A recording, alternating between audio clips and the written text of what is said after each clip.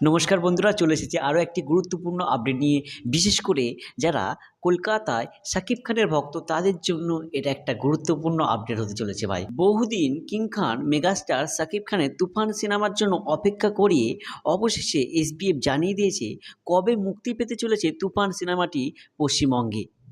পশ্চিমবঙ্গে তুফান সিনেমাটি মুক্তি দিতে চলেছে এসবিএফ। হ্যাঁ বন্ধুরা, শাকিব খানের ভক্তরা পশ্চিমবঙ্গে, বিশেষ করে কলকাতায় শাকিব খানের ভক্তরা তারা যে একটা অপেক্ষা করছিল তাদের কাঙ্ক্ষিত সিনেমা, তাদের মেগাস্টার কিং খান শাকিব খানের সেই তুফান সিনেমাটি, দুষ্টু কোকিল ডাকে রে, উড়াধুরা, এই সমস্ত গানের যে সিনেমা তুফান, সেটি মুক্তি পেতে চলেছে 5ই জুলাই। হ্যাঁ বন্ধুরা, এসবিএফ তো তাই জানিয়েছে। এসবিএফ জানিয়ে দিয়েছে পশ্চিমবঙ্গে, বিশেষ করে কলকাতায় 5ই জুলাই সিনেমাটি মুক্তি পেতে চলেছে। তবে সাকিবিয়ানদের জন্য ছোট্ট একটি দুঃসংবাদ, অন্যান্য দেশে বাংলাদেশের মতো যেমন ব্যবসা করছে তুফান সিনেমাটি, কলকাতায় হয়তো ব্যবসা নাও করতে পারে।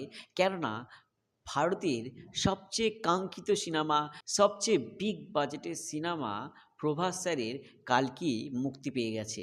সো সেটা ব্যাপক হারে ব্যবসাও করছে। কালকি দর্শক মনে ভালো রূপেও জায়গা করে নিয়েছে, যেহেতু ভাই 600 কোটি টাকার একটা সিনেমা, বুঝতেই পারছেন সেই সিনেমাটা কোন লেভেলে আছে। প্রভাস স্যার এর আগেও বিগ বাজেটের সিনেমা করে বক্স অফিসে পুরো ফাটিয়ে দিয়েছে। তার উদাহরণ বাহুবলী 2। আবারও তিনি বিগ বাজেটের সিনেমা নিয়ে চলে এসেছেন কালকি। কালকি হলো 600 কোটি টাকার একটা মুভি, যেটা ভারতের সিনেমার ইতিহাসের সবচেয়ে বিগ বাজেট। বলিউডও এত বড় বাজেটের সিনেমা তৈরি করেনি। কালকি যেহেতু ভারতের রমরমিয়ে ব্যবসা করছে, তার জন্য সাকিব স্যারের তুফান সিনেমা হয়তো একটু বিপাকে পড়ে যেতে পারে। তবে সাকিবিয়ানরা একটা অন্য লেভেলের।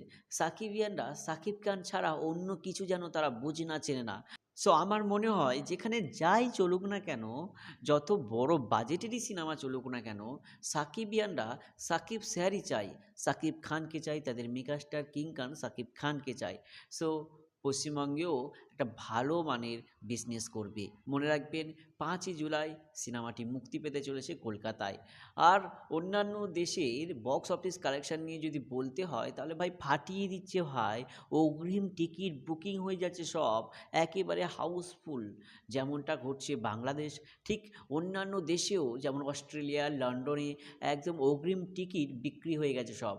ভাই ফাটিয়ে বিজনেস, অলরেডি 22-23 কোটি টাকা তো বিজনেস করে ফেলেছে তুফান। ভাই এটা কি চলছে ভাই? এটা হয়তো 70-80 পেরিয়ে 100 কোটির ঘরও পেরিয়ে যেতে পারে ভাই সাকিব খানের এই তুফান সিনেমাটি। সো কি বললেন সাকিবিয়ানরা, তা কমেন্ট করে যাবেন।